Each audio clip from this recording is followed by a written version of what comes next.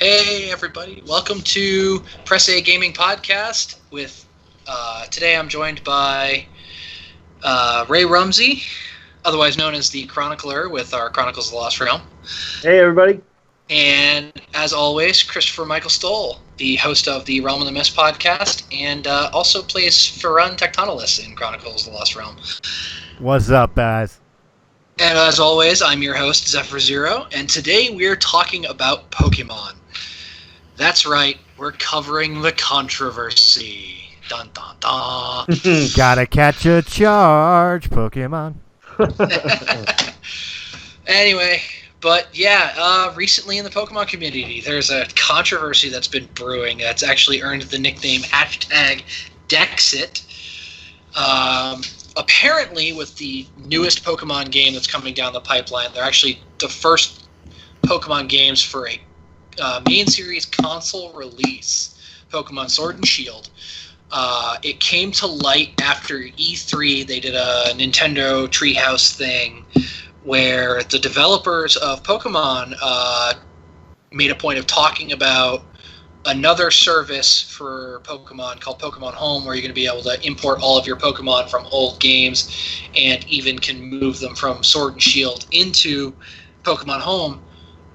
They brought up the point that not every Pokemon is going to be able to be brought into Sword and Shield, and that only certain Pokemon from the Galar region Dex are going to be able to be brought into the games. And that made a lot of fans really angry, because apparently everybody wants to bring in their favorite Pokemon from the previous games. I guess we've got people who are bringing Pokemon from all the way back to the Game Boy Advance series games. They've been bringing them forward for years, and they're mad that they're not going to be able to do it again with this latest release. Dang. Which is, honestly,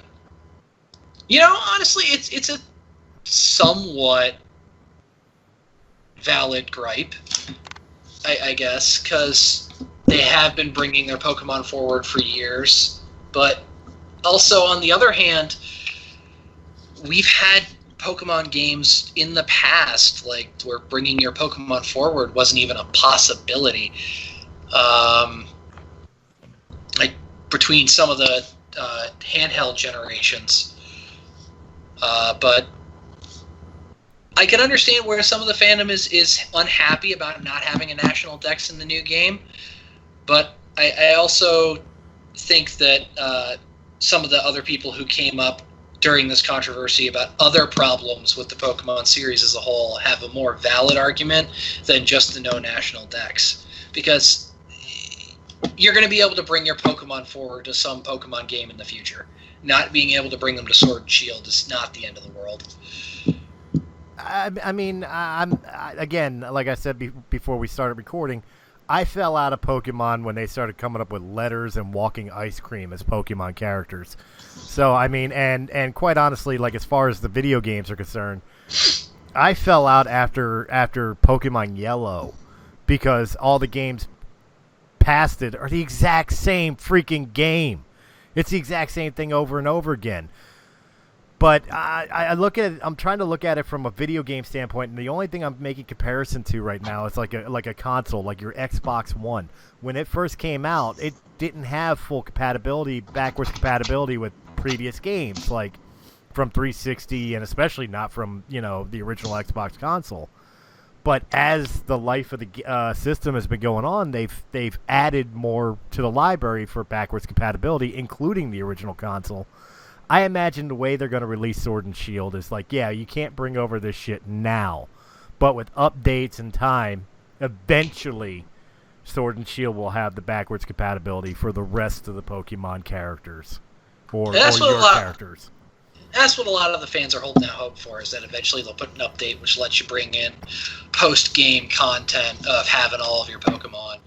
And especially with the Pokemon Home service being able to have all of your Pokemon in one location.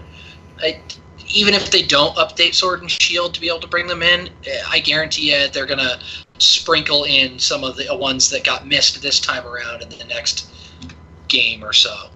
Right. Or they're going to build in some sort of battle function or multiplayer functionality to Pokemon Home.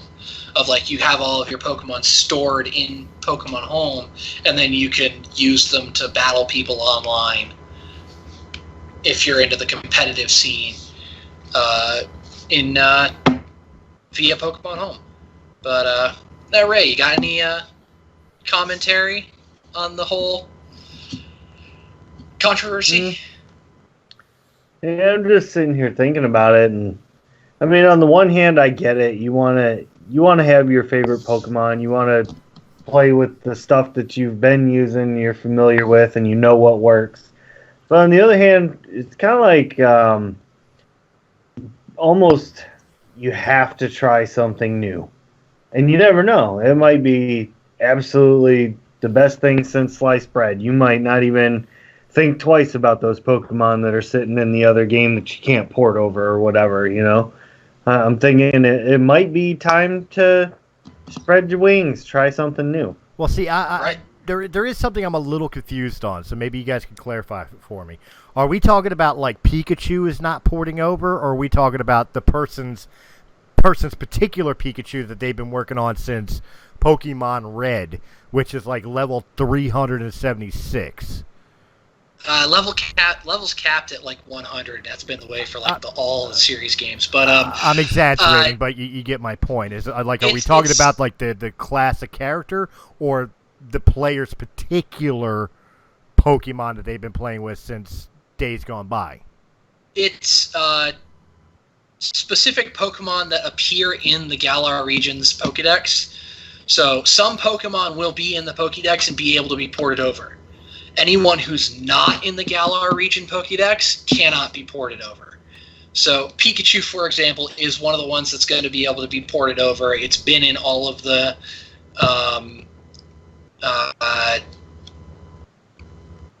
my brain's not working right now. All of the advertisements and everything. It's been in everything Pokemon. It's basically Pokemon's Mickey Mouse. Of course it's going to be in every game. Well, yeah, that basically. Right. I don't think they'd ever be able to get away with not having Pikachu on the decks. But we're pretty sure that it's been on all the advertisements for Sword and Shield, all of the trailers and everything. So we're pretty sure Pikachu's going in there. So what you're saying is that Sword and Shield is regional. Like there is a particular region that this game is going to take place in.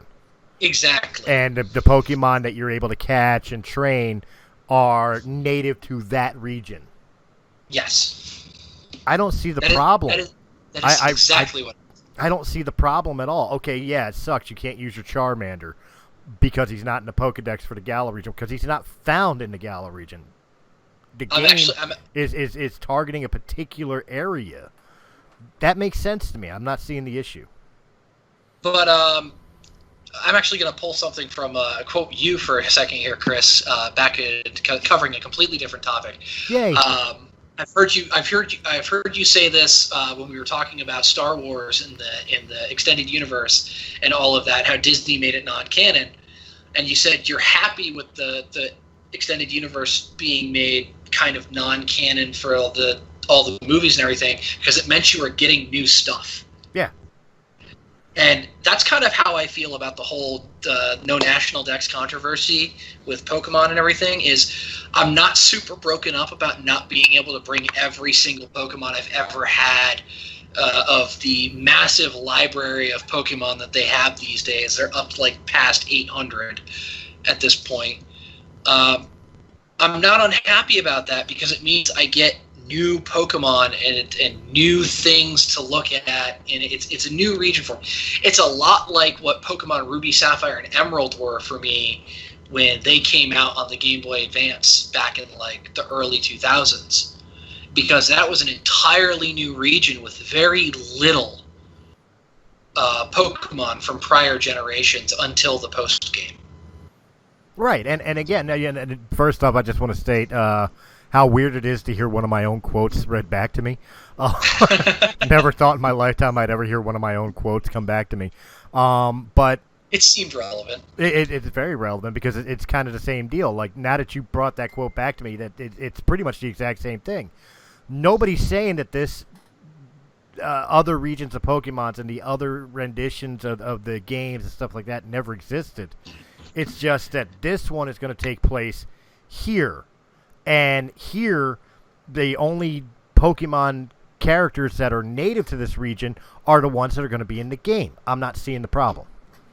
I'm really not seeing the problem. You get a brand new game with brand new characters to explore and learn, which means you get a challenge back into the game again. Where's the challenge of playing the exact same game over and over again?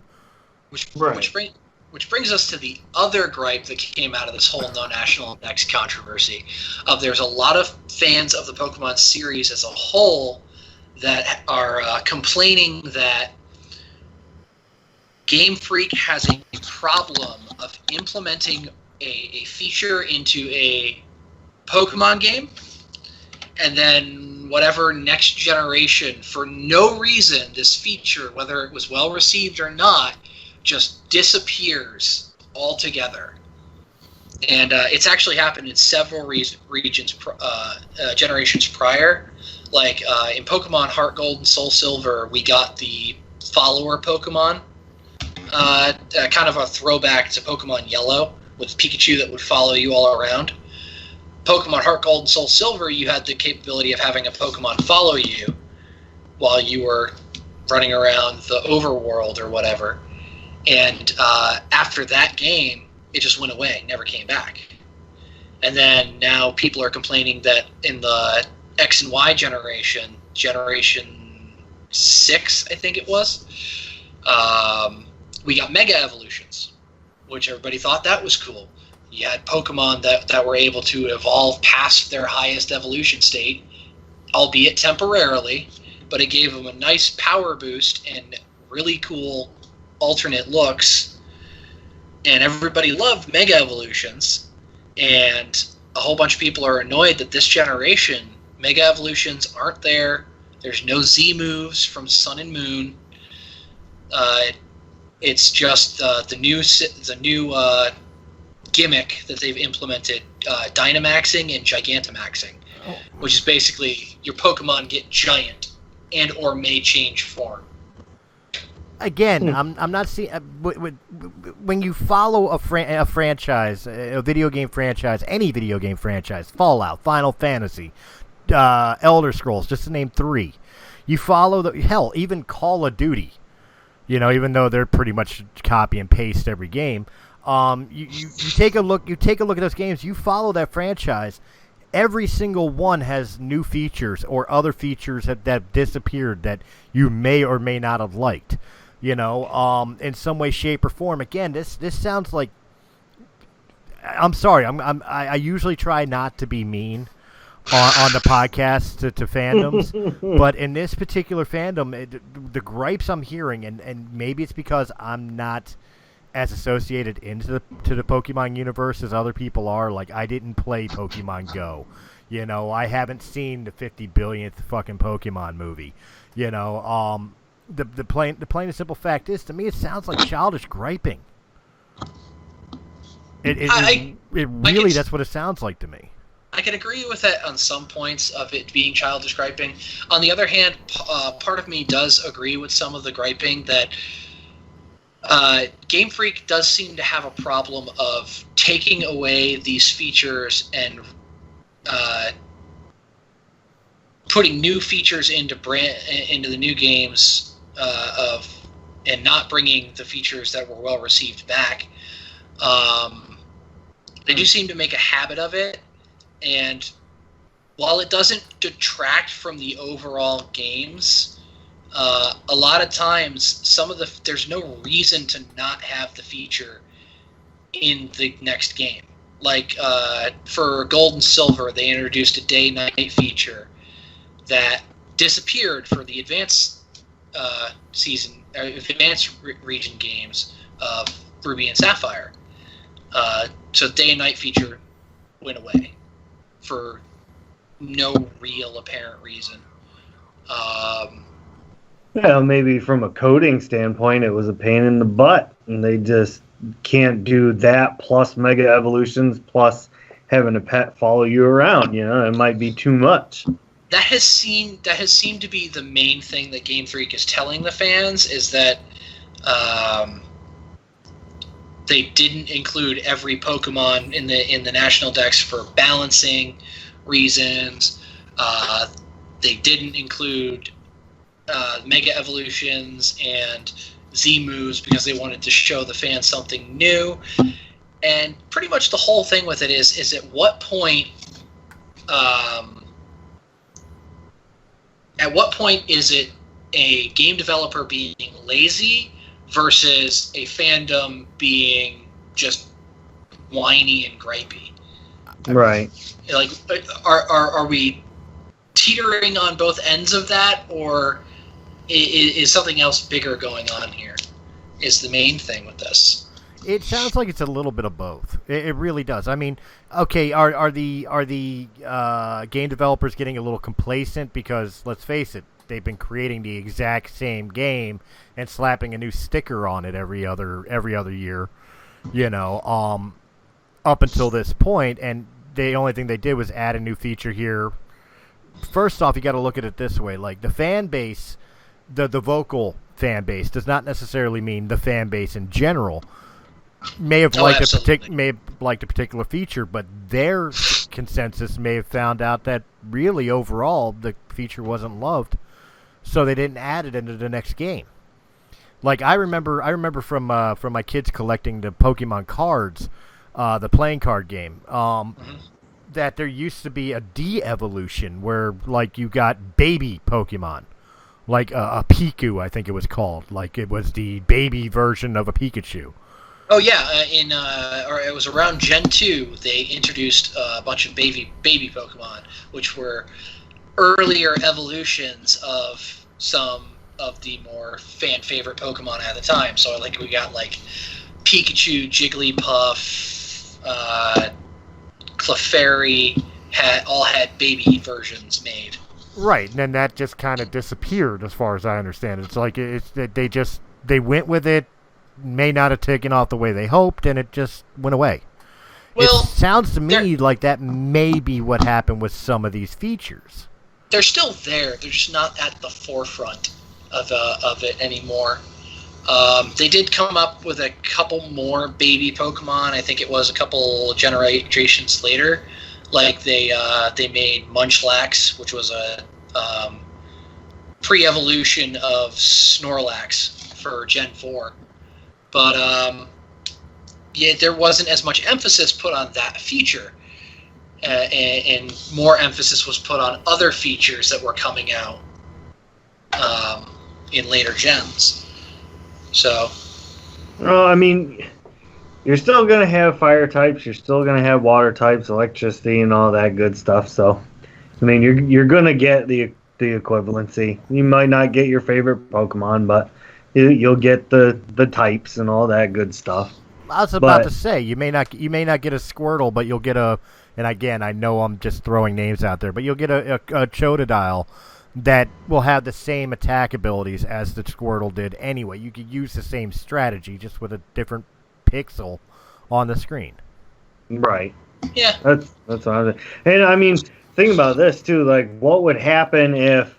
All right, so for years and years and years, World of Warcraft kept advancing its game, changing stuff, adding new features, taking features back, blah, blah, blah. Pretty much the same thing that's been going on here. And it finally got to a point where the player base was just so upset at everything that they had done that they kept crying like, oh, we want it to go back. We remember vanilla. We want the original back, And they're looking at it through these rose-colored glasses and nostalgia, and so World of Warcraft did it.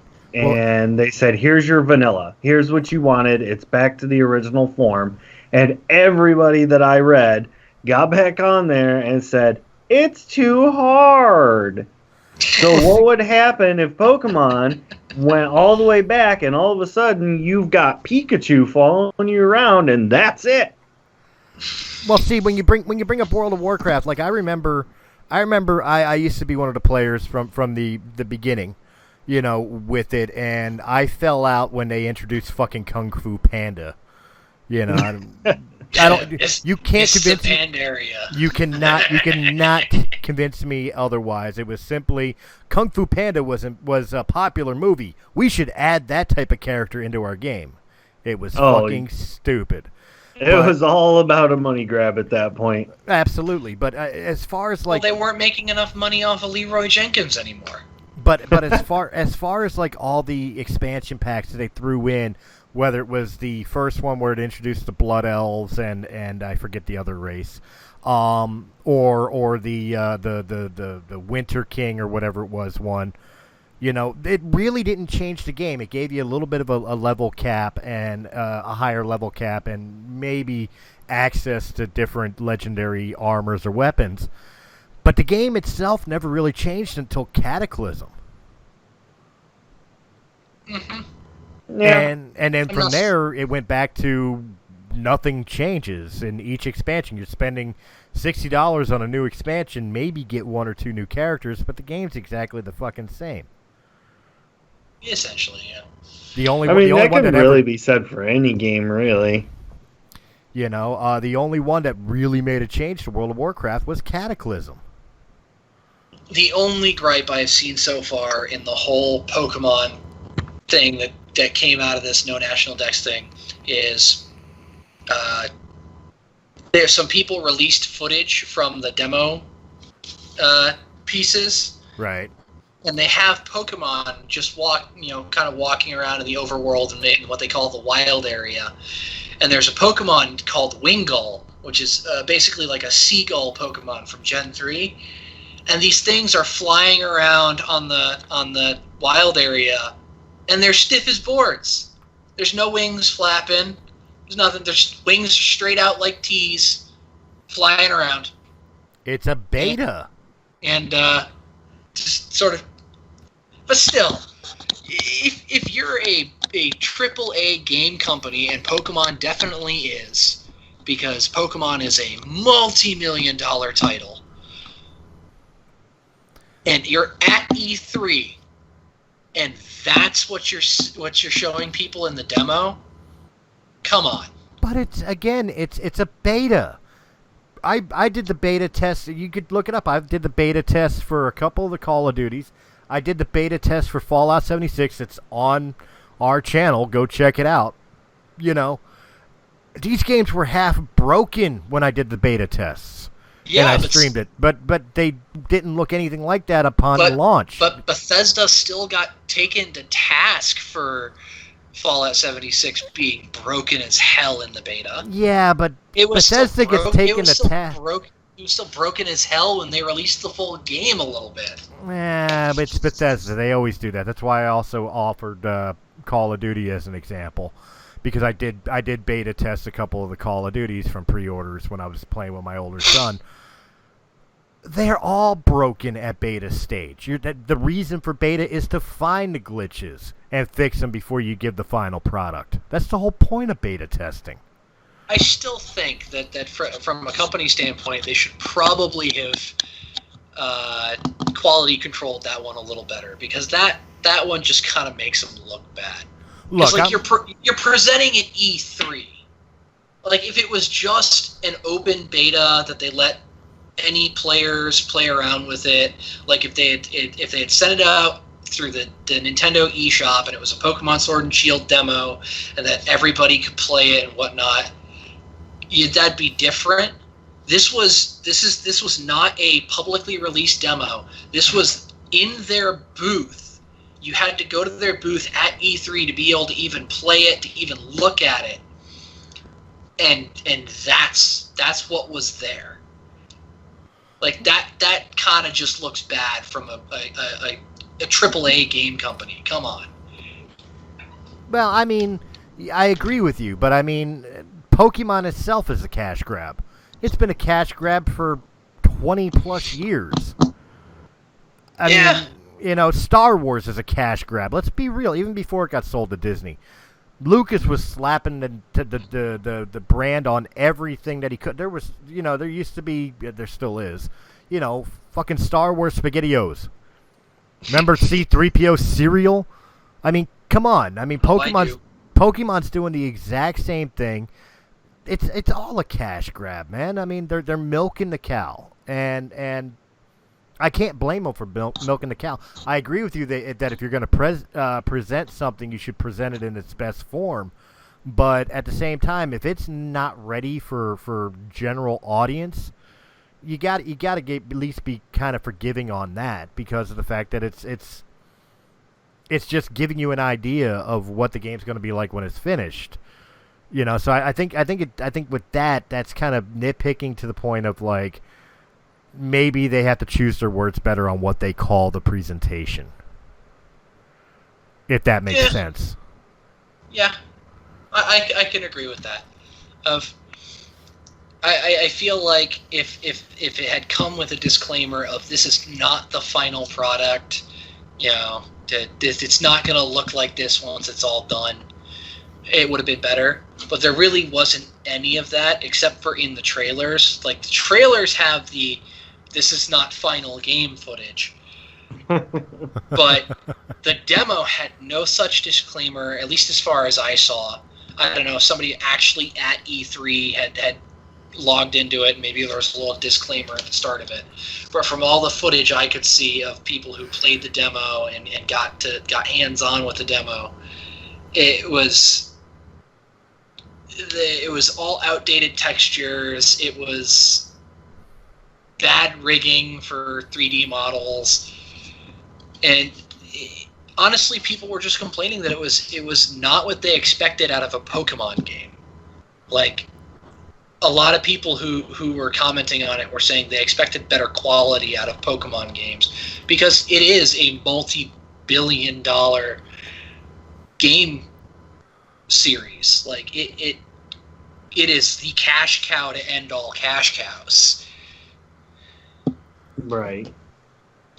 I don't disagree on that. I really don't. And you're right. I do think, again, if you're going to present something to people, especially when you have a hardcore audience, you know, even if it's not a finished product, either put the disclaimer up front saying that this is an early access look, or something of that nature, that you know, that things are not going to be as crisp and clear as the final product, or you simply create, like, I've seen things at E3s and stuff like that where you got, like, no gameplay. It was just a trailer of CGI cutscenes that they put together that were finished. Do that. That gets the people hyped and ready for a new Pokemon game without presenting your bad side. Right? Yeah. I honestly do think that the whole no national dex controversy wouldn't have been nearly as bad if what they had presented at E3 had been a little more polished. Because I feel like people were really harping on the no national dex because what they were shown at E3 was not the quality that they were used to for a Pokemon game. And maybe it just wasn't what they were expecting from such a big company, you know. They wanted that polish, and when it wasn't what they were expecting, they basically felt like the company was saying, you know, a big F you to our fans. Yeah, like, I know, as a matter of fact, the fandom will get over all of the different features, the not having all of their favorite Pokemon in the game. They'll get over all of that stuff. But I feel like all of the current griping that Game Freak is getting is exacerbated by the fact that what was shown at E3 is a drastic drop in the quality that we have been shown in years past for the Pokemon series as a whole. And that it really does seem like Game Freak doesn't really care anymore. Well, let's be fair, too. Like, I'll draw another comparison to another franchise that's been long-standing. And I'm going to point to a particular number of the franchise because it was not well received for a very long time. And this game may wind up in that same scenario. And that's Final Fantasy 13. 13 was damn near a flop for the Final Fantasy franchise until years after its release. It didn't find its legs until years after its release. This game may be the same thing. It may be so drastic and different that everybody hates it, but after a while, everybody will start finally giving it its time and discover that they actually like the game and how it was presented. Yeah, I mean, like, back to your Final Fantasy example, 13's flop resulted in us getting a lot of really good stuff out of the Final Fantasy series. Like, we got Versus 13, which eventually became Final Fantasy 15, out of that flop. Mm-hmm. Yeah. And because 13, and that's part of the reason why 15 was in development for so long, is because when 13 flopped like that, Squeenix was like, "Oh, we've got to make sure that this is perfect. We've really got to polish this." And then 13 actually came back, and they gave I think it was Lightning Returns. They did a they did two sequels to 13. They did 13-2, which dealt with Lightning's sister, and then they brought Lightning back in Lightning Returns, which was technically 13-3. Right. Yeah. So like they did follow-ons to 13, and part of that was a big reason why 13 found its legs afterwards, because they released these sequel games to it. People picked them up and were like, "Hey, this is kind of cool," and then they went back and played the first one and was like, "Oh man." Well, I think the sequels. It was a lot better than I thought it was. I think the spin-off. I don't like calling them sequels. I call them spin-offs. I think the spin-offs kind of helped develop the story more for people. I think part of what hurt Final Fantasy 13, the story did get a little confusing on the gray areas of who was good and who was bad. And I think that may have been a big turnoff to a lot of people. Plus, again, changing game mechanics and everything. At that time, Final Fantasy franchise, every game was different. There was no returning qualities of gameplay. And it's been that way since, like, Final Fantasy X. You know what I mean? Where every game, the battle system is different, and the level up system is different, and that's one of the reasons why, being a Final Fantasy player, I look at the gripes of this Pokemon game, and I'm just kind of like, well, welcome to our world. I mean, I do agree with you on that front. I do feel like a lot of the gripes that are happening with the Pokemon fandom right now are more systemic to just gaming in general, because as we get bigger and better hardware for gaming and games become more complex and graphically demanding, because like that's still happening, like we're still getting better and better graphics every year. Mm-hmm.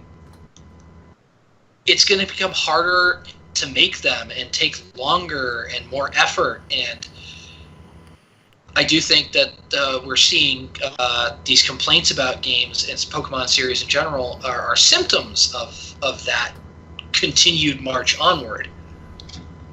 And even as far as like the graphics of the game, like you were saying, some of the people weren't happy with the quality of the look of the game. The look doesn't matter to the quality of the game itself. I mean, I'll point to the Mario Brothers franchise for that.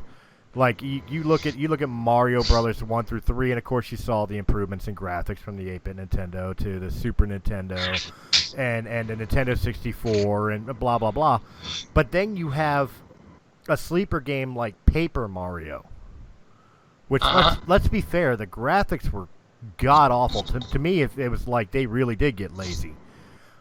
But you cannot tell me that Paper Mario is a bad game. Oh no, it's lauded as one of the best Mario games to date. Like, right, but graphically, it's probably one of the weaker ones of the past 3 generations of systems. I don't know. It came out on the Nintendo GameCube. Its graphics were actually fairly decent for its generation. Compared to something like Mario Sunshine, really? Yeah. Well, you gotta remember, Mario Sunshine's graphics were 3D rendered based and everything like that, whereas Paper Mario's graphics were 2D and were intended to be 2D. I know they were intended to be 2D, but I mean, even the characters' looks in the 2D realm, like I know I'm confusing the original Paper Mario with the remake that they did for Wii, the Nintendo Wii, I believe it was, where you got like Count Bleck. I think that's Paper Mario and the Thousand Year Door. Right, yeah. But I mean, you look at like Count Bleck, and you tell me they really worked hard on that pixel? Fair. But cool character. He was a cool character. He just looked like crap. You know? I do believe that what we're seeing with the Pokemon fandom right now is more systemic of just the continued march of bigger and better games. And Sword and Shield kind of fell in a bad lot because this is the first core title that's on a console. We've had Pokemon console games before, like Pokemon Snap or Pokemon Stadium Coliseum, but they were spin-off games. And really the only one we had that came close to having a storyline in it, really, was Coliseum. But even then, it wasn't a fully fleshed out travel a region, collect your Pokemon, defeat the Elite Four, challenge Pokemon League. It wasn't the core game mechanics. And so this is the first core game we're going to have on a console. And it's a console as powerful as the Switch, which is capable of running well on games like Skyrim or Diablo 3. And I feel like the Pokemon fandom, the gamers that are in the Pokemon fandom know that the Switch is capable of so much more than Game Freak has showed that they've worked on this game yet, on Pokemon. And I feel like there's a little disconnect between the fans and the game creators, because the fans are expecting one thing, and the game creators are kind of just chugging along with par for the course of Pokemon games, and not really pushing the envelope to see what they're actually capable of on the new hardware. I don't know, man. I'm still gonna sit. I'm gonna sit on it like this, and it's not like I'm waiting with bated breath for the game itself, you know. So people listening to this are probably like, well, fuck him. He doesn't even like Pokemon. But I mean, right. You know, to me, it's I'm looking at it the same way I would look at a franchise game that I do enjoy. That maybe I saw the beta for, or the teasers for, and I wasn't all that impressed with. I'm still gonna wait for the game to release and judge for myself on the final product. And I think that's what the fan base needs to do. It's like, okay, you may not be thrilled with the direction they took, or the way it sounds, the direction they took, but wait till the game comes out. Your mind may be completely changed the first time you actually get to sit down and try the game.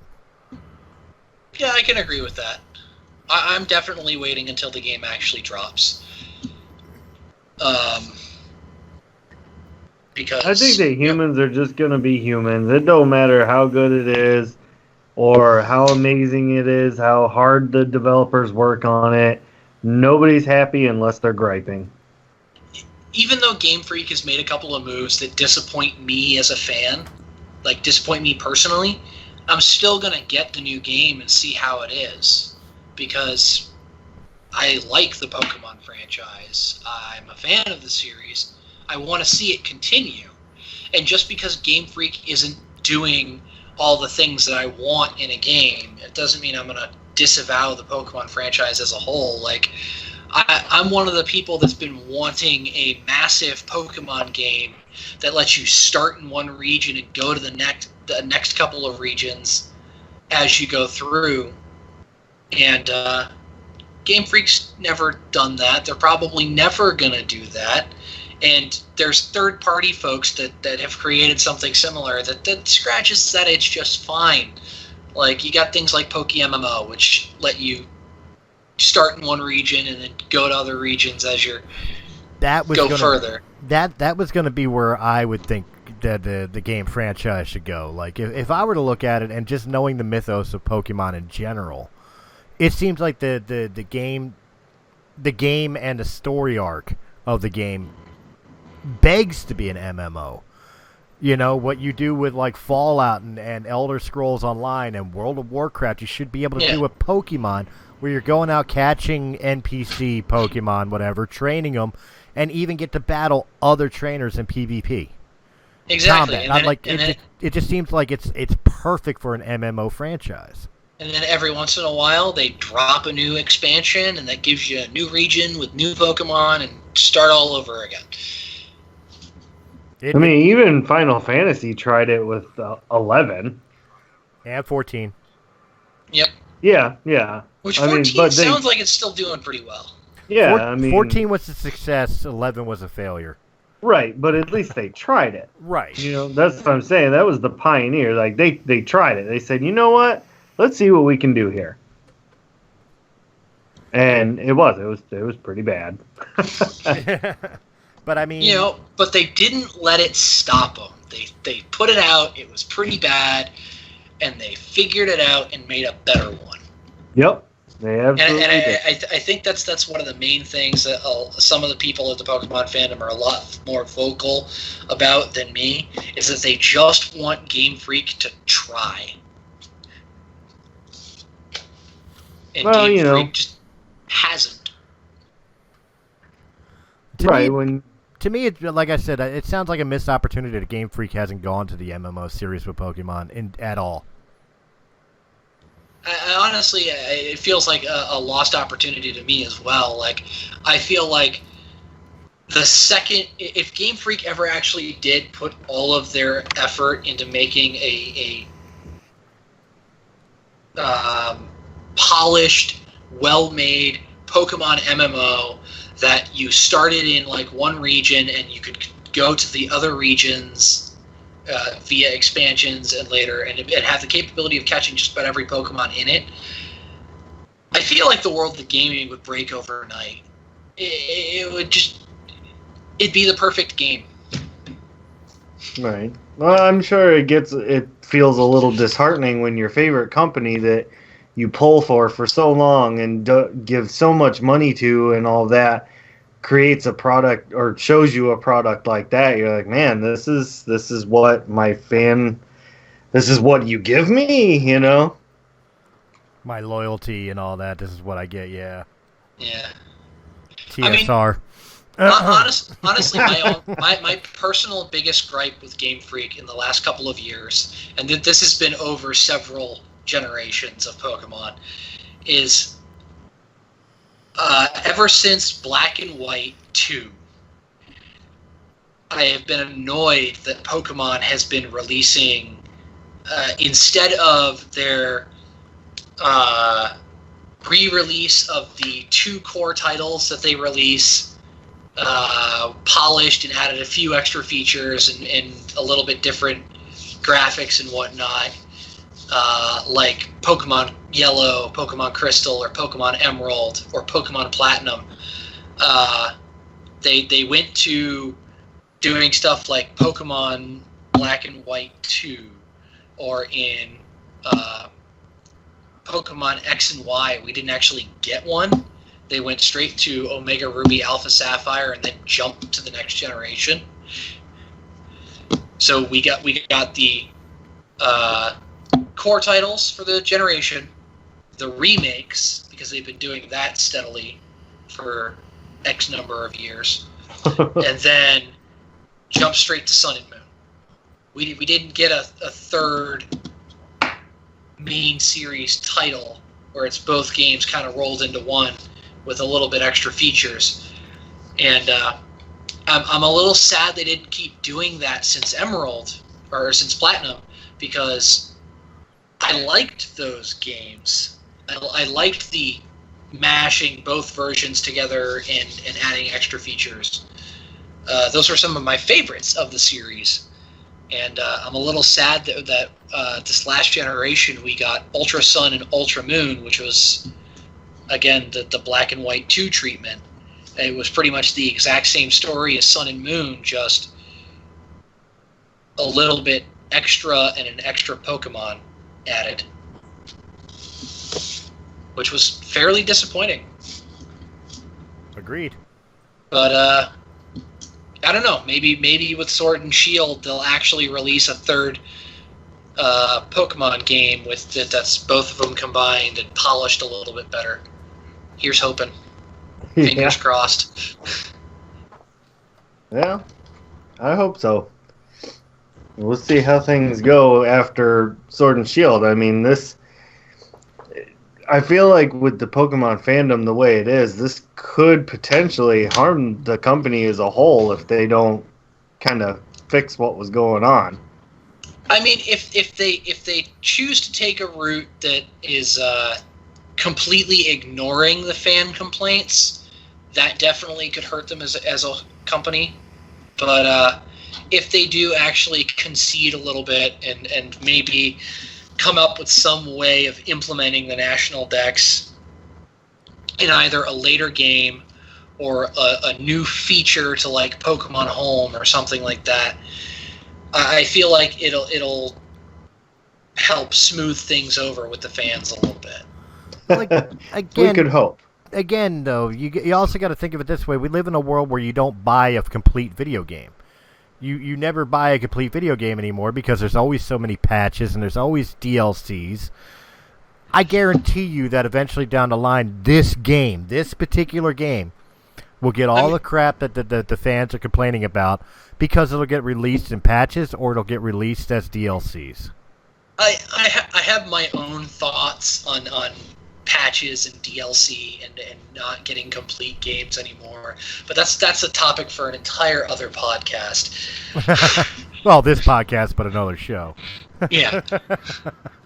No, but that's what I'm saying is that, you spend your $60, $70 on a video game, you're only buying half the game anyway. Give it time. They may correct what you're complaining about in the first patch or the first DLC. Right.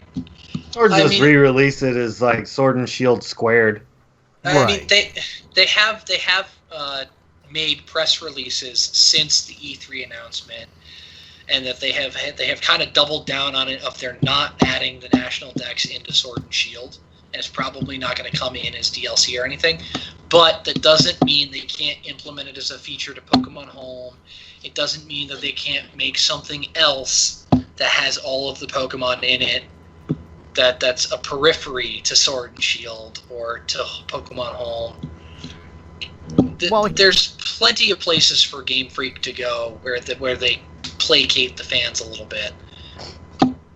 But as far as Sword and Shield is concerned, it does not seem like they're going to be budging on that particular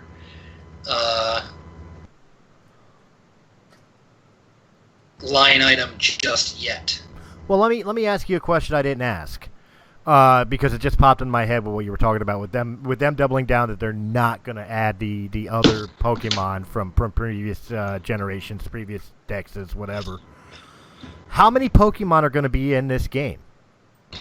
I don't recall if an exact number has been dropped, but that could be the major reasons because there's so many freaking Pokemon in there. The game can't handle all the other ones. Hasn't it been like 150 every single time? Estimates is usually puts it around 100 to 150. I don't think we've ever gone over 150 per generation. But yeah, that's about the amount for Pokemon added. I think the smallest gen we ever got was Gold and Silver, which only added like 90 extra Pokemon. Yeah, only 90? Brand new Pokemon. Well, it was tacked on top of the original 151. So, and in Pokemon Gold and Silver, like Johto is attached to the first region.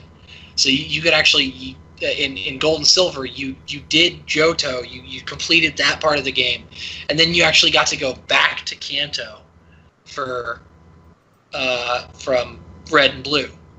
Like right.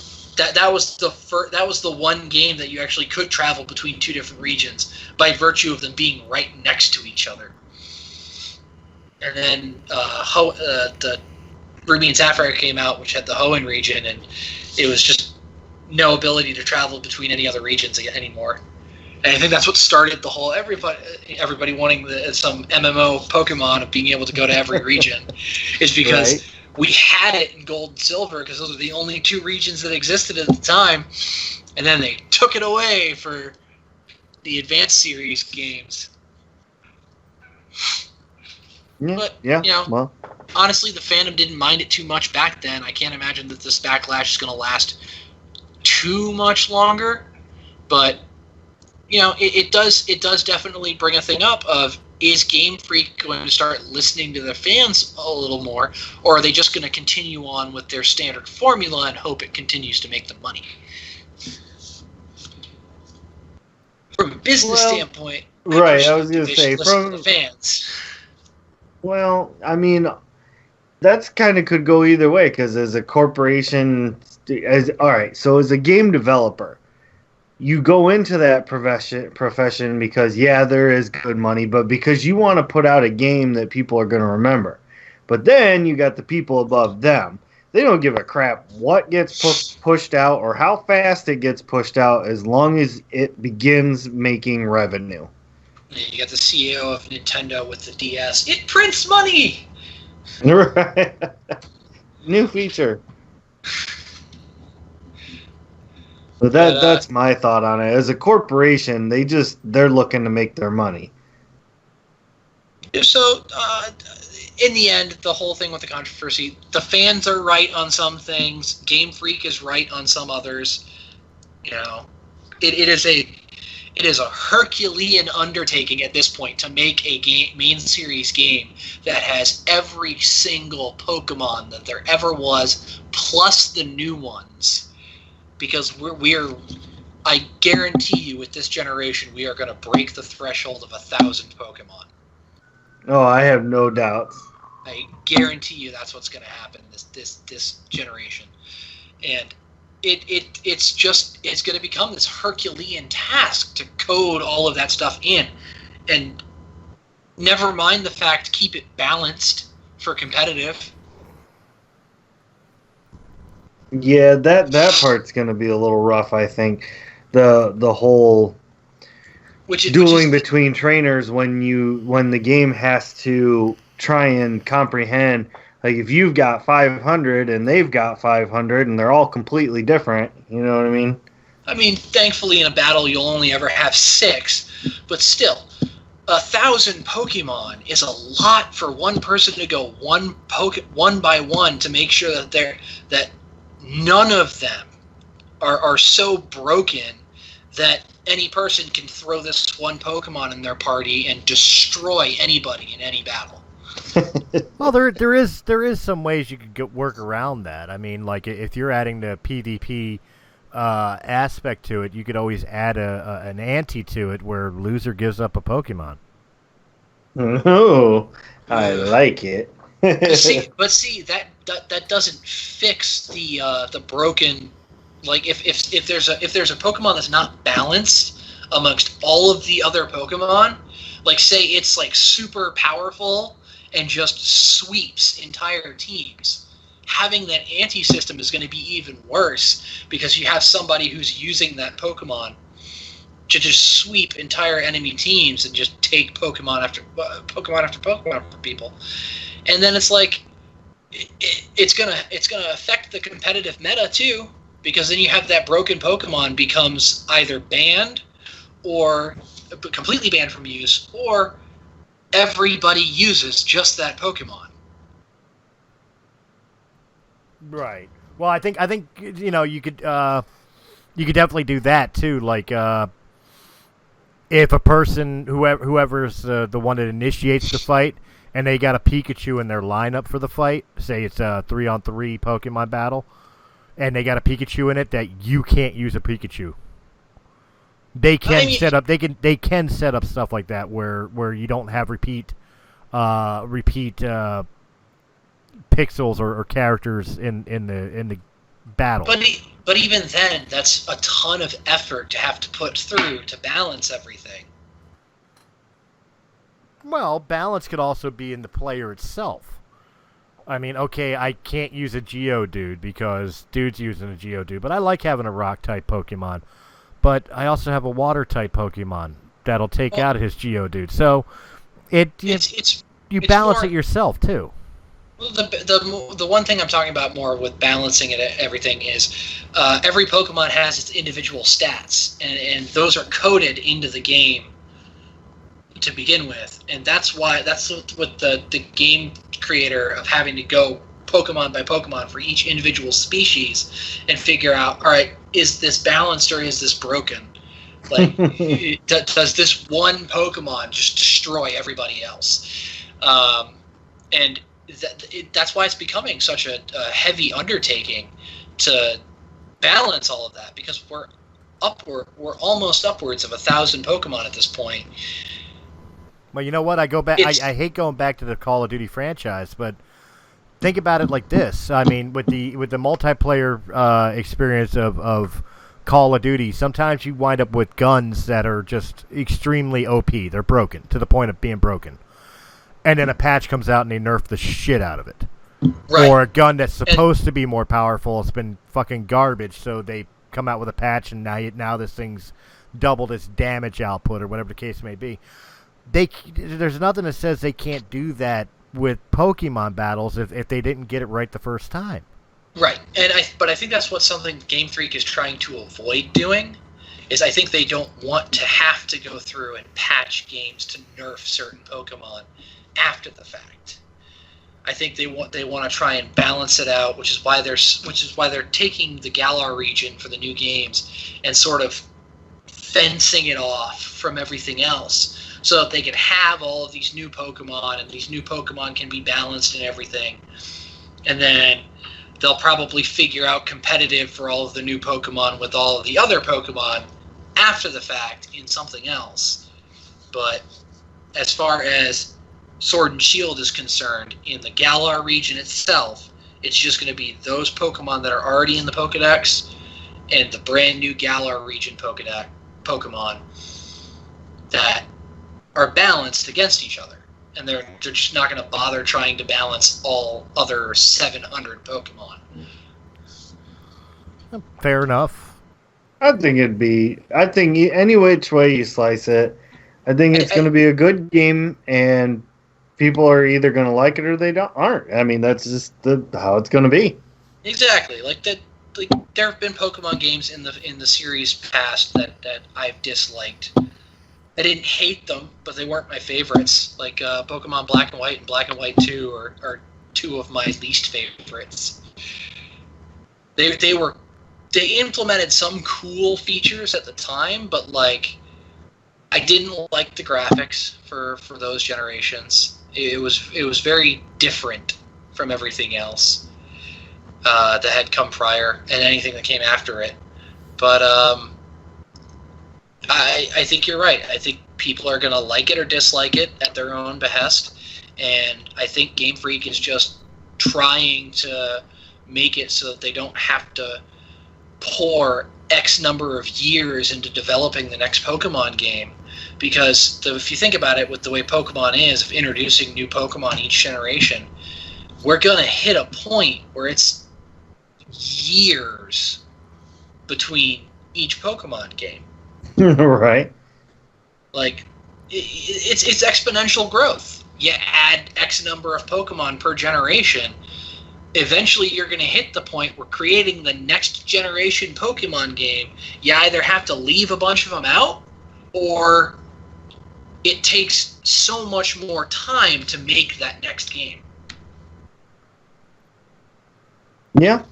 I mean, that's realistically, that's what it is. Here's how you fix the problem. I got the fix all right here, as a good ending statement. The next game to come out should be Pokemon Extinction, and start clearing out the mess. Oh, gosh. You don't like Eggecute? You don't like Eggecute? Nobody uses it? Bye. I say Eggecute Order 66. Eggecute Order 66. Execute orders. That should be our hashtag for this episode. Actually, that may become the title of the episode. All right. On that note, where can they find you, Ray? I can be found at Chronicles of the Lost Realm on Facebook and YouTube. I will be telling the tales as the Chronicler with my band of merry adventurers. Captain, I protest. I am not a merry man. General Hillman's not here, so I can't do the modern Major General joke. All right, Chris, where can they find you? You can find me anywhere Realm of the Mist Entertainment is found, whether here on YouTube or on Anchor.fm or wherever quality podcasts are heard. And, of course, you could also find us on our other YouTube channel, The Lost Realm, which features Chronicles of the Lost Realm and soon to feature Metal Fantasy, an A. Ramos game concept. Ooh, I'm looking forward to that one. Me too. And last but not least, I'm your host, Zypher Zero. You can find me every other Friday on Press A Gaming Podcast. You can also find me on the Chronicles of the Lost Realm playing Billy Knoll. And we'll catch you next time, citizens of the realm. And remember, Press A for more great gaming content. Yay! Later.